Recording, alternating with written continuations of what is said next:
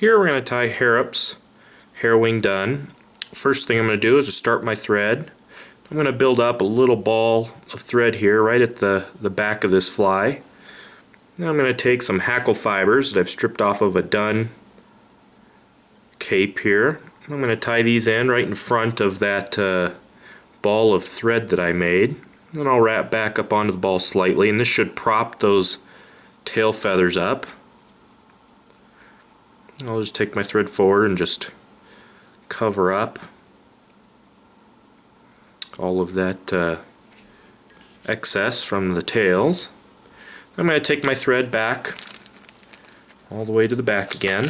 I'm going to take a little bit of superfine dubbing, and I'm going to tie a Betis color or a blue and olive. So I'm going to use some olive dubbing, but you can also tie this in PMD. Use a pale yellow.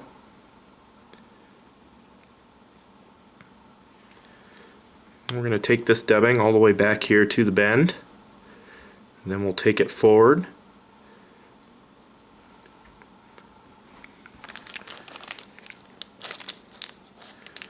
Just slowly add dubbing as we work our way forward. This fly we're going to stop about a third of the way from the eye of the hook. I'm not going to go all the way forward like a traditional dry fly. We're going to stop short. Right about there should do it. Before I go forward anymore, what I'm going to do is I'm going to take a done Hackle fiber. I like to use the whiting. We're going to tie this in.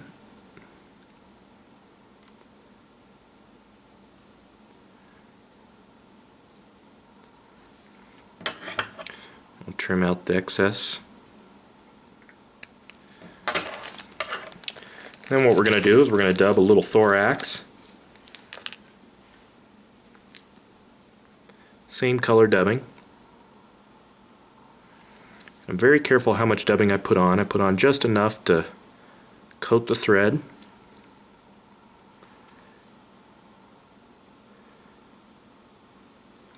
And we'll take our thread all the way to the eye. And what we're going to do is we're going to take this hackle. I'm going to wrap a couple of turns forward. I space those turns out ever so slightly. I don't stack them right up against each other. And I can capture that hackle feather, trim it out of there, trim out any hackle fibers that got trapped here.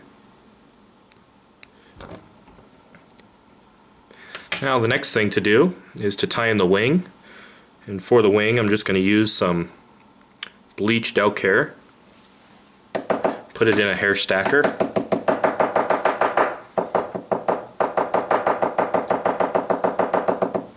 That should even up the tips for me.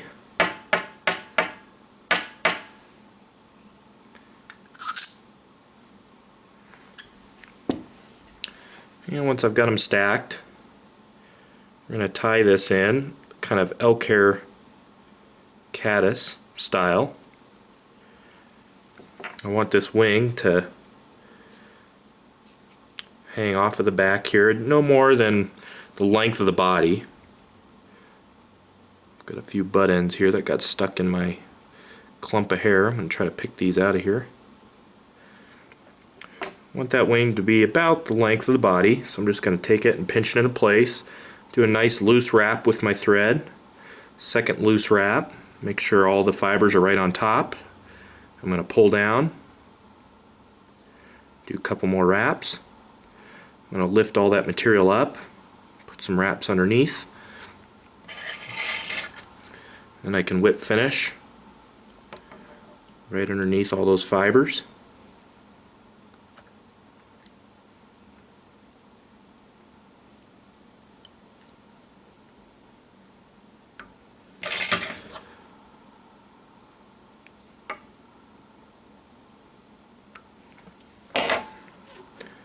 We can pull all those fibers forward. We're going to trim the head.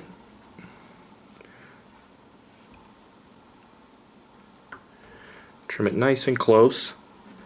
I like a little bit of a head, but not much. There we go. stand that wing up. And if you have a little butt end, I can see it there in the camera. Just take my Hackle pliers and I get in here and just try to grab the one fiber. You can just simply pluck it out of there. Oh, there's another one. There we go. That's all there is to the Harrop's hair wing done. Great little mayfly.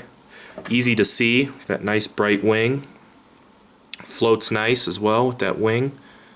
Elk hair really helps it ride high and float high.